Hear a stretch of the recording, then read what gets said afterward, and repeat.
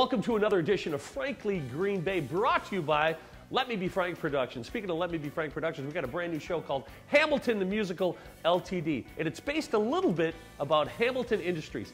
Let's go to the museum and check out Mr. Jim Moran. Welcome to another edition of Frankly Green Bay. I'm here at the Hamilton Museum, Two Rivers, Wisconsin. Here with Jim Moran. How you doing, Jim? Good. Jim, good. what's your title here? I am the manager, the curator, the master printer. You are the master printer. Now we're talking about Hamilton a little bit. Going back, J.E. Hamilton. Who was this guy? He was a local guy who had failed twice as a gold prospector and was asked one day to make type for a friend because working in the local chair factory, he was good with a little foot-powered scroll saw, so that he was good making ornamental shapes, and therefore he was asked to make type for a friend. The kind of type he made worked out really well. Back from prospecting in South Dakota, starts this processing of Hollywood letter type. How did it expand? It grew for two interesting reasons. Number one, you would think, well, Two Rivers in 1880 is the middle of nowhere, right? Yeah. Well, the thing about that is it was geographically in the middle of the country. So you think of Chicago, Detroit, Milwaukee, Madison, Minneapolis, St. Paul are all exploding in size.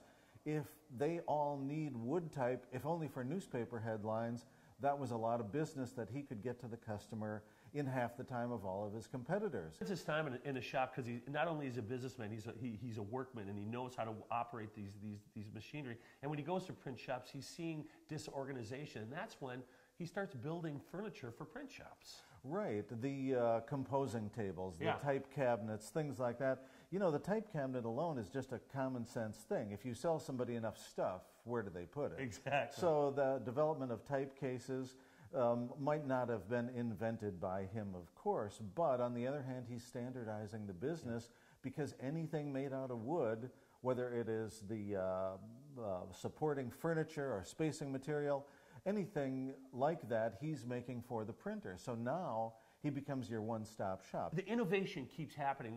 You got the Hamilton Industries making of the wood lettering, which became a smaller part of the business. All of a sudden, dryers? Well, what the heck happened with dryers? You can imagine how difficult it is to give a tour. We're talking type I know, and we're going to talk about clothes dryers.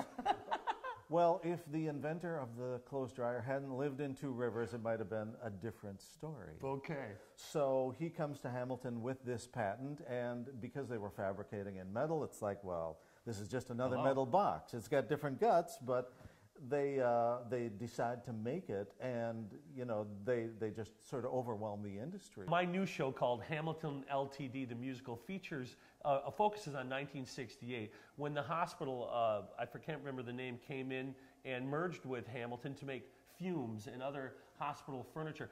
What was that time like in Two Rivers? I mean, it was a bustling industry. How many employees did they have at that time? Do you remember? Well, it was before my time there, but I know that they peaked about 10 years later with 2,000 people. 2,000 people worked at Hamilton. You know, and this is in a town of maybe 10,000. So you were probably related to somebody in the factory, right? Join us next week as we talk to Jim about the Hamilton Museum.